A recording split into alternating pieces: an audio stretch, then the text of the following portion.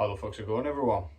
Back today with another video, and yeah, I kind of purposefully left a bit of a gap between my last video and this one, mainly because my last vid, as you probably know, was a beefy kind of 40+ minute top 20 albums of the year list. I thought the gap would kind of be a nice opportunity for you guys to go and check a lot of that stuff out, or at least the stuff that you haven't heard before, just without more content coming out where you're missing out on more albums that you could instead have been listening to a little bit later. So yeah, purpose of this one, I thought I would come along and show some of the records that I've recently gotten in as a sort of a weekend recommendations vid, because I feel like some of this you may not be familiar with, or at least some of it you may need reminding about.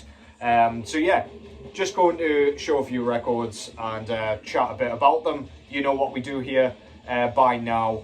But yeah, thank you to everybody who so far has commented, liked, watched my top 20 list. Yeah, gave me a chance to kind of take a bit of a breather, maybe reply to some of the comments as well without any pressure to kind of crank out more material.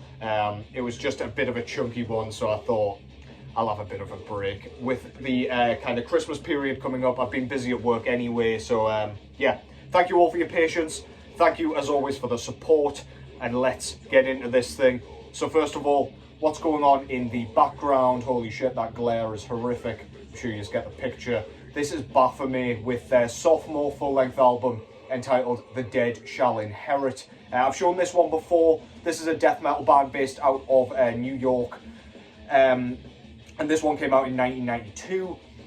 This is a Peaceville Records pressing on CD, obviously. I believe my vinyl copy is indeed on Peaceville as well. I think that's who it came out through originally, but I digress. Very, very kind of chunky, hefty death metal, straightforward, quite thrash inspired at times. I find a lot of the riffing to be in the thrash metal style with the rapid down picking and things like that. But then we've got, as you can hear, the sort of traditional sounding, the classic sounding, the very signature sounding blast beats, just to add that extra bit of ferocity. 1992, we already had that kind of framework, the blueprint for this death metal style, and Baphomet came out with this absolute banger, just to kind of throw their hat into the ring. Really good shit. I'll not talk too much more about it, because you should definitely know it, and you should definitely go and check it out if you don't know it, without me rambling on. Yeah, brilliant, brilliant shit. Always like that artwork as well, as goofy as it is. Look at that little guy crawling out of the dirt. Fantastic stuff. The Dead Shall Inherit by Baphomet. Later banished, I believe. But yeah, good shit. So, first up is the album that I believe will be in the thumbnail.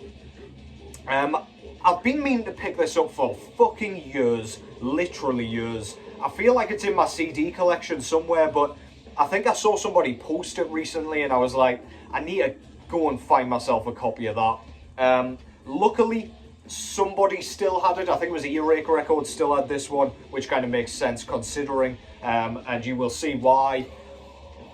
This is Nihilist with their kind of demo compilation entitled Carnal Leftovers. This is demo material from Nihilist from between 1988 and 1989. And if you don't know Nihilist, they are the sort of early incarnation, if you will, of Entombed, the Stockholm, Sweden-based death metal band. So yeah, of course we all know Entombed, and kind of pre-Left Hand Path Entombed. What can possibly go wrong? This is buzzsawing, in your face, punky as all goddamn hell, death metal, but we've got the raw production of a kind of demo recording. It's absolutely sensational. Really good songwriting. We've got tracks on here that would end up on Left Hand Path. We've got some absolute bangers on here. Sentenced to Death, Supposed to Rot, Abnormally Deceased. So many great tracks on here. I don't actually think there are any replicants on here either, so you don't get any repeated material either. It's all just it pretty much flows like a full-length album here, but of course you've got slight variations in the production, standard with them being from different recordings. There's 4, 5, 6 different demos and rehearsal sessions and things on this one, so yeah, nice kind of variety of different recordings. But yeah, this thing's really good if you're not familiar with it. It's something, as I say, I've been meaning to add to my collection for ages, and for me it's an absolute staple, and it's frankly an absolute shambles that it's taken me this long to pick up. But yeah, love this thing, man. Nihilist with Carnal leftovers. Front cover shows a kind of Grim Reaper looking guy, I think. That's what I've always seen it as anyway. I can't really see anything else as I'm trying to look at it closer. Nihilist logo, kind of in the Entombed style that would come later. We got the title below. On the back here, we've got all the tracks with kind of the corresponding demos and rehearsals that they came from. We've got the very, very famous kind of cross, I believe that is in Sweden. The band took one of their earliest band photos in front of that ended up, I think, in the left-hand path, or at least on the insert. But yeah, I digress. I do apologise, I have no idea what the thing's called or anything, but yeah, famous picture. We've got some nice, like, gruesome bordering there with some goofy monsters. That thing looks kind of like Predator to me. But yeah, cool shit. A few credits and things like that down below. This was put out through Threeman Recordings. Not familiar with said label, but anyway. Lyric sheet with the thanks list and a small kind of biography on there. I haven't read that yet, but I'm looking forward to doing so. On the back we've got a few flyers, band photos, and like the cassette J-card kind of things all around. Very cool. And we've got just a kind of bit more of the credits down there. Plain black vinyl, nothing too fancy. Yeah, very cool. Bare bones, how I like my demos. And yeah, that's basically that for that one. That's Nihilist with Carnal leftovers. If you like fucking HM2 guitar tone, kind of slathered death metal, then look no further than that. One of the tastiest recordings and tastiest examples of said style, in my opinion. Go and check that out. Brilliant stuff. Next up is one of the most recent arrivals for me. This is one that I still haven't changed my mind on since my review of it, and I will go into it in a second. But this is the split release from 2023 between Dream Unending and Worm, entitled Starpath.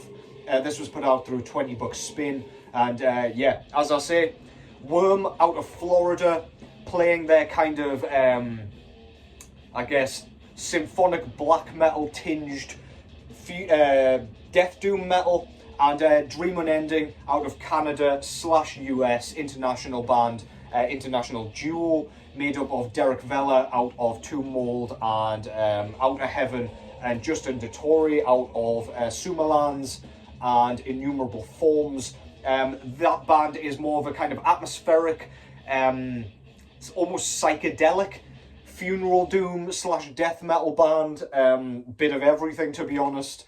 But yeah, this one for Dream Unending, which do the first side, they've got 2 tracks. Side A is very much business as usual for them. No kind of real change from the 2 full lengths that they put out 2 years prior.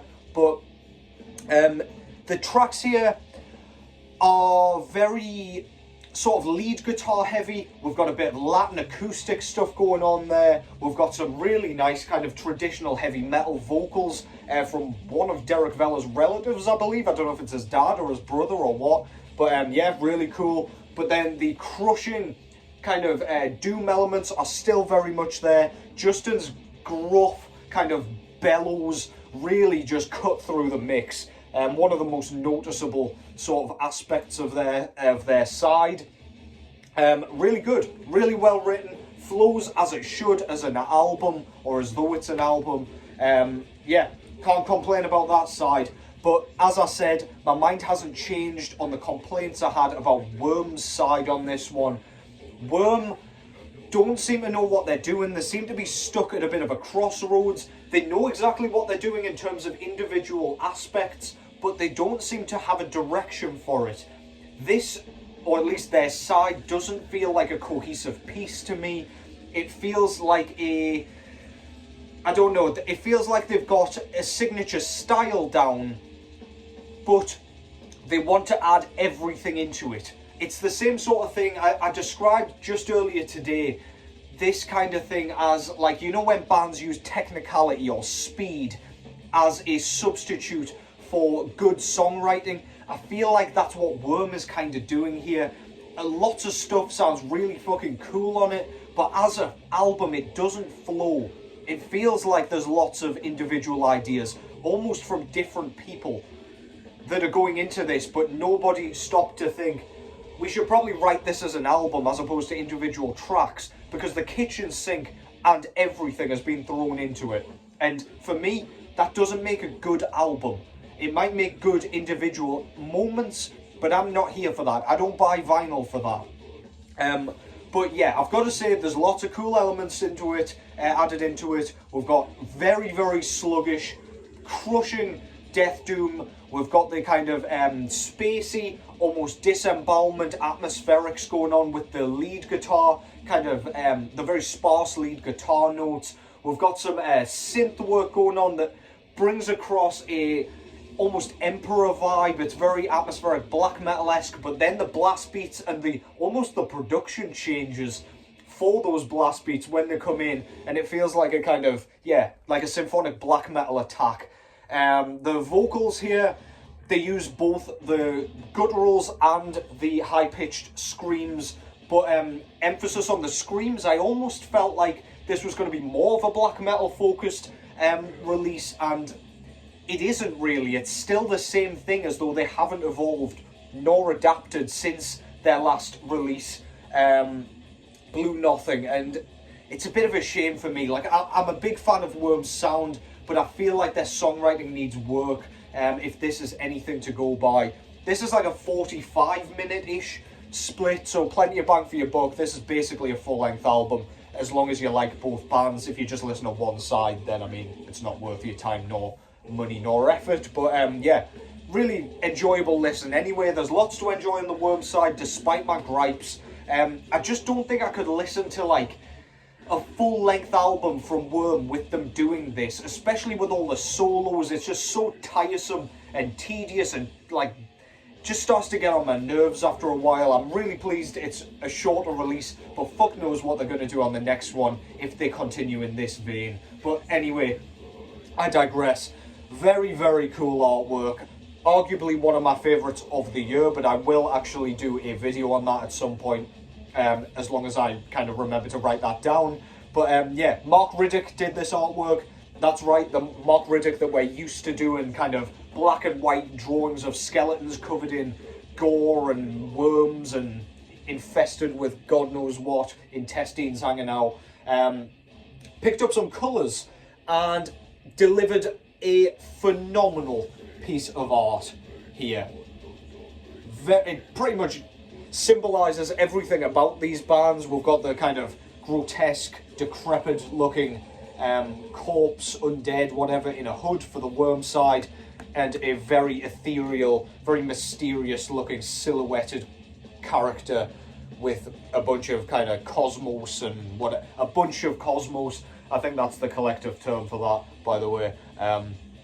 But yeah, like cosmos going on as though like it's very psychedelic, fits their vibe perfectly. There's quite a lot of progressive elements going into this one in general. Doesn't stick to one idea for too long, especially on the Worm side, which, I mean, take that how you will. Lots of people have enjoyed it a lot more than I have, but anyway, back cover's got some more kind of, I don't know, space dust or whatever the fuck it is, with the track listing here. 20 bucks spin, put this one out. In here we get an insert with Worm on one side with their thanks list and credits and everything. Dream Unending on the other side. there's a picture to annoy all you fiends that hate Derek Vella's fashion sense. But yeah, also in here we get a ridiculously sized poster. I'll try not to tear this in half. Holy shit, look at this, man. It's like a cover of the artwork with the band's logos and everything, with the band, the album title and everything. Cool as shit. I would quite fancy getting that framed, to be honest, at some point, but I keep saying that, and apparently it's way easier said than done, for me at least. I never ever actually stick to my word and go and get anything framed, but yeah, I've got a bunch of posters in record jackets that I would love to put up on the wall. The record edition itself came on this beautiful kind of blue with black, purple and white splatter with a bit of purple merge there as well. 20 bucks spin, knocking it out of the park with their vinyl editions as per usual. This was the B1 variant. I jumped straight on this because I'm a fan of both bands. Didn't really need to hear any music to know that I was going to enjoy this. And to be honest, the Worm side did leave me a little bit disappointed, unfortunately. But yeah, really like that band. I've got nothing but good things to say about their sound. They've got a very unique style, but I just think the songwriting needs serious work, some serious fat trimming. But yeah, well worth listening to. To be honest, I seem to be in the minority when it comes to those gripes. I haven't really seen anybody else whinging about that, so don't take my word as gospel. Go and check it out. That's Starpath by Dream Unending and Worm. Next up is an album that I honestly never thought was ever going to turn up. This is an album that I pre-ordered in, I think I pre-ordered it in July of 2022, and it arrived this week. So yeah, I thought some old man was kind of delivering it by foot from India and he'd like died on the way or something, but yeah, it turned up much to my surprise last week. This is Live Burial out of Newcastle, my neck of the woods, with their third full-length album entitled Curse of the Forlorn. This was their last album and last release before they unfortunately split up back in July, I believe, of this year. I went to see their kind of farewell show, if you will, with Coffin Mulch. But yeah, Live Burial, if you're not familiar, they are a death metal band, basically. I was going to try and subcategorize them a bit further than that, but there's no point. This is very much rooted in the traditional death metal style, very much a celebration of everything from the 90s. Sounds a little bit like Asphyx, especially in the vocal performance. Jamie's vocals are like those pained kind of howls that Martin Van Druenen's so well known for. We've got some very riffy, thrashy elements in this one. Compared to their first full-length album, which was a lot more rooted in kind of death doom metal, this one ups the pace, very in your face, very bludgeoning. As I say, the drums are very thrashy, very complex actually. The drumming is insane when you sit and properly hone in on it. And seeing it live, fuck me man, that guy's like an octopus. The riffing and soloing on this thing, again, is really traditional sounding. It's got that erratic kind of soloing style, a bit like kind of the thrash metal style where there's not much discernible melody. It's just kind of a maelstrom of technicality. But yeah, really good stuff, man. I really love this band. This band was refining their sound and getting better with each release, so it was really unfortunate that this was their last one. But I'm really pleased to have this in my collection finally, or at least in my record collection. I did pick up their CDs as well.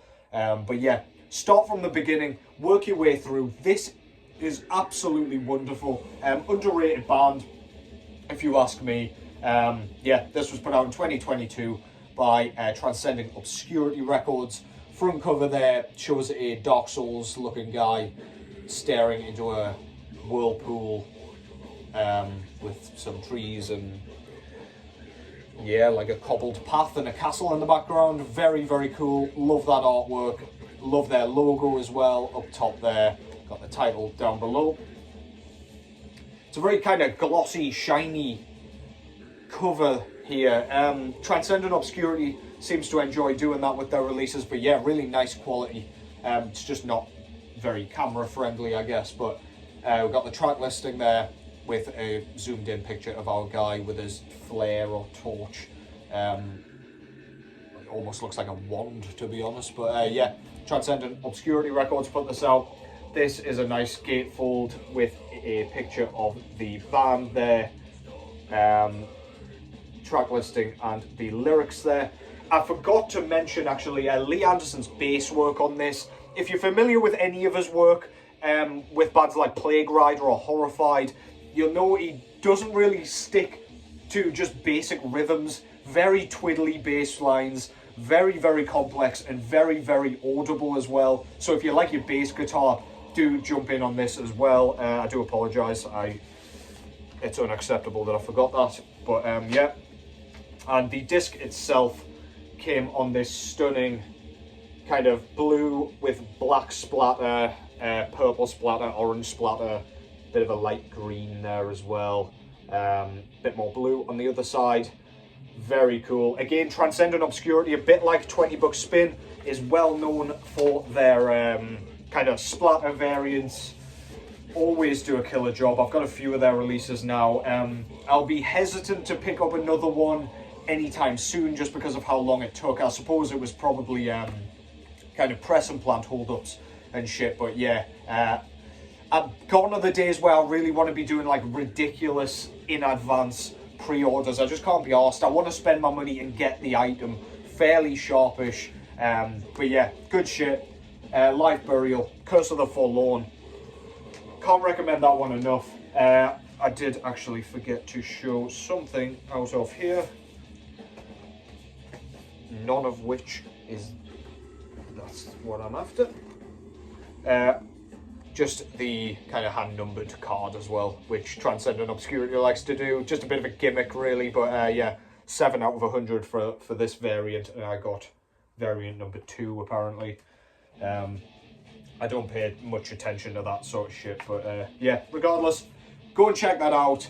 One of the most underrated death metal bands of the modern era, in my opinion, or this modern era. Whenever you were born, I suppose, depends on, or sorry, your modern era depends on when you were born, I suppose. But yeah, really good shit anyway. Check it out, Live Burial, Curse of the Forlorn. And finally, if I can get this goddamn thing back in the sleeve, is another band kind of based out of the UK. Originally, I believe they were entirely based out of the UK. This is one that ended up on my top 20 list, so you have seen me show this before, but this gives me a chance to show off the aesthetics a little bit more at the very least. This is Cruciamentum with their long-awaited sophomore full-length album entitled Obsidian Refractions. This band is now based out of the US and the UK, but I believe these were London-based originally. But Dan Rochester is also in this project, and I believe he's from around my area. But yeah, this is really, really well written, kind of cavernous, grimy, gloomy, murky death metal, in the vein of bands like Vasivus, Father Befouled, Dead Congregation, shit like that. If you like that kind of super dark death metal, then you need to check this out. It's got some really, really nice kind of death doom elements here, similar to what Incantation's very good at. But we've got some incredible riffing on this thing. It's just a death metal lover's dream, and frankly, this almost tops the debut Charnel Passages, which is something I never expected. I was a little bit nervous about this one, just because it had been 8 years since their last album, and it was such a celebrated album as well, celebrated by me amongst many. But this has just surpassed all expectations. This is brilliant, brilliant stuff. I had it at number 3 on my albums of the year list, and in a year filled with absolute quality, that is no mean feat. no pushover whatsoever. This thing will stomp you into the curb without a moment's second glance. Absolutely killer shit. That's Cruciamentum with Obsidian Refractions. Front cover there shows a big temple thing with a beheaded skull. I don't really know what's going on, to be honest. Loads of cool shit anyway. Yeah, you don't need me to specify really, but yeah, grim as fuck. Back cover, we've got their awesome logo with the track listing. This was put out through Profound Law Records. This is indeed a gatefold with all the lyrics and the band photo there. A massive blown up picture of the logo, which I love. Yeah, some more kind of bits of artwork that appear on the front cover as well. We've got that head again. Yeah. Inside we get just the record pretty much, because the gatefold kind of acts as an inner sleeve. But we get this really nice kind of blue, royal blue with green splatter, I believe. It's not shown too well on the camera, but yeah, you can kind of see it. Pretty sparse. But I didn't really give a shit about the colour, to be honest. I just kind of picked up the colour that was available. Goes nicely with that cloak or whatever the head is robed in. But yeah, fucking great stuff.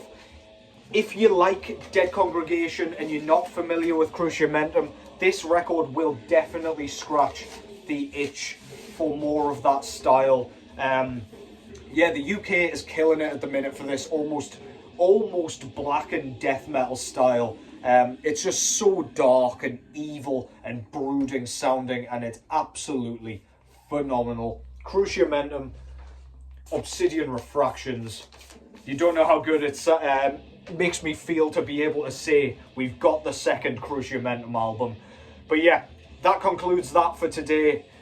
Just wanted to jump on here and throw a few records, recommendations, and whatever you want to see them as your way. I've got a few more that have come in over the last few days. I've also got some more that should be turning up fairly soon, so there'll be plenty for other videos. As I say, I've still got a few more lists to do. I still intend to have a look at your top 10 list, where I will have a look at kind of the most popular picks for the year and put them into a top 10, and I'll just chat a bit about them. Quite a few that I included in my own list, which is good, but then quite a few albums that I either didn't like or didn't listen to, so should be interesting. I'll get them listened to before I make that vid. I also want to look at some really cool artwork from this year, because there's been some absolute fucking barn burners again. But yeah, hope you've enjoyed that. Hope you are enjoying the weekend so far. I'm working, unfortunately, but yeah, I'm busy with kind of Christmas parties and shit in between. So yeah, I'm keeping myself busy. I'll hopefully not be too long until the next one, but things will get a little bit more sparse as we lead up to Christmas. Thank you so much again for the support that you gave me on the top 20 list. That was fucking awesome. Really enjoyed seeing your picks. I didn't get any dickheads in the comments, which was great to see. Just sharing quality music and celebrating it together, which is what this fucking shit is all about. It's pretty much come up to like my year anniversary of doing this channel. So yeah, I just want to say thank you for sticking around. Thank you for even supporting me in the first place. Take care as always, and I will catch you in the next one.